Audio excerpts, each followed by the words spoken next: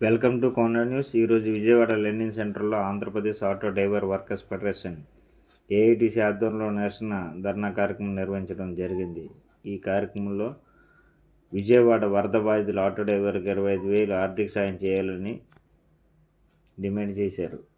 Auto కార్మికులపై జరిమానాలు విధించే జీవో నెంబర్ 2131ని రద్దు చేయాలని, ఆటో కార్మికులకు వాహన మిత్ర వెంటనే ఇవ్వాలని, ఆటో కార్మికులు పిఎఫ్, ఈఎస్ఐతో కూడిన సంక్షేమ బోర్డు ఏర్పాటు చేయాలని ఈ సందర్భంగా డిమాండ్ చేశారు. ఈ కార్యక్రమాన్ని ఉద్దేశించి ఏఐటీయూసీ రాష్ట్ర అధ్యక్షులు Ravulapalli Ravindranath, Andhra Pradesh auto driver workers federation రాష్ట్ర ప్రధాన కార్యదర్శి G Vamanamurthy, CPI party Krishna జిల్లా కార్యదర్శి ధోనిపూడి శంకరు ఈ సందర్భంగా మాట్లాడారు. ఈ కార్యక్రమంలో వివిధ జిల్లాల ఆటో కార్మికులు అధిక సంఖ్యలో హాజరై ప్రభుత్వానికి వ్యతిరేకంగా పెద్ద ఎత్తున నినాదాలు చేయడం జరిగింది.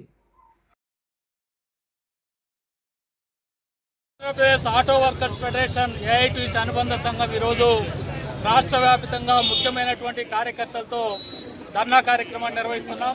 ఇది ప్రధానంగా ఈ రాష్ట్ర ప్రభుత్వం ఆటో కార్మికుల ఎడల అవలంబిస్తున్నటువంటి ఆటో కార్మిక వ్యతిరేక విధానాలు నిరసిస్తూ జరుగుతున్నటువంటి కార్యక్రమం. చంద్రబాబు నాయుడు గారు ఆటో మిత్రులకి 15,000 రూపాయలు నేను వచ్చిన వెంటనే ఇస్తానని చెప్పారు. 6 మాసాలైంది, 15,000 రూపాయలు ఇవ్వలేదు. అదేవిధంగా ఆటో సంక్షేమ బోర్డు ఏర్పాటు చేయాలని జగన్మోహన్ రెడ్డి ప్రభుత్వం సమయంలో మేము ఆందోళన నిర్వహిస్తూ ఉంటే లోకేష్ గారు మా ధర్నాలో కూడా పాల్గొని మేము అధికారంలోకి వచ్చిన మరుక్షణమే ఆటో కార్మికులకి సంక్షేమ బోర్డు ఏర్పాటు చేస్తామని ప్రకటించారు. ఆటో కార్మికుల సంక్షేమ బోర్డు కూడా ఏర్పాటు చేయలేదు. అదేవిధంగా జీవో నెంబర్ 21 జగన్మోహన్ రెడ్డి ప్రభుత్వం ఉన్న సమయంలోనే అమల్లోకి తీసుకొస్తే దాన్ని కూడా వ్యతిరేకించారు. ఆ జీవో నెంబర్ 21 ఈ రోజు కూడా అమలు జరుపుతూ ఉన్నారు.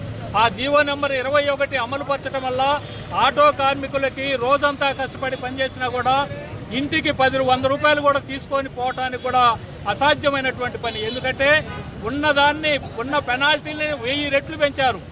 ఉదాహరణకి ఒక సిగ్నల్ గిన దాడితే ఇంతకుముందు 105 రూపాయలు ఉన్నటువంటిది ఇప్పుడు 1,005 రూపాయలు పెంచారు.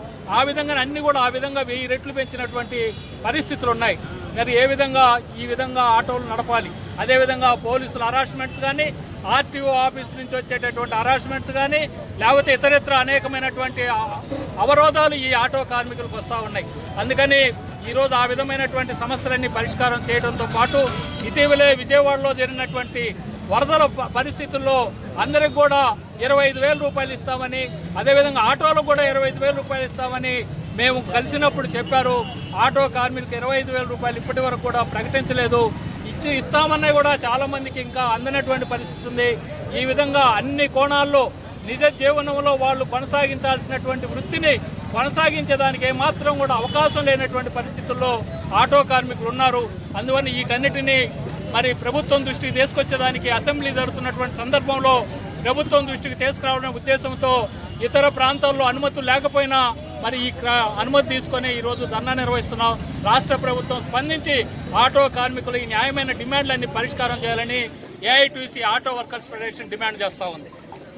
వర్కర్స్ ఫెడరేషన్ ఏఐటీసీ రాష్ట్ర ప్రధాని గారు ఇవాళ రాష్ట్ర వ్యాప్తంగా 62 లక్షల మంది స్వయం ఉపాధి పథకం కింద ఆటోల మీద జీవిస్తూ ఉన్నారు. ఇవాళ బస్సులు లేకపోతే ఇవాళ అత్యంత ముఖ్యమైనటువంటి రంగం ఆటో రంగం. ఇవాళ ఈ ఆటో రంగానికి ఇవ్వాల్సినటువంటి ప్రాముఖ్యత ఏమాత్రం కూడా ప్రభుత్వాలు ఇవ్వట్లేదు. అందువల్ల ఈ చంద్రబాబు నాయుడు అధికారంలోకి వస్తే నేను ఆటో డ్రైవర్లకి న్యాయం చేస్తానని చెప్పారు. అందువల్ల ఇవాళ మేము ఈ ధర్నా సందర్భంగా ప్రభుత్వాన్ని అడుగుతున్నాం. జీవో నెంబరు 2131 రద్దు చేయాలని, డీజిల్ పెట్రోల్ ధరలు తగ్గించాలని, డ్రైవర్ల సంఖ్య చేయాలని, భారీగా పెంచిన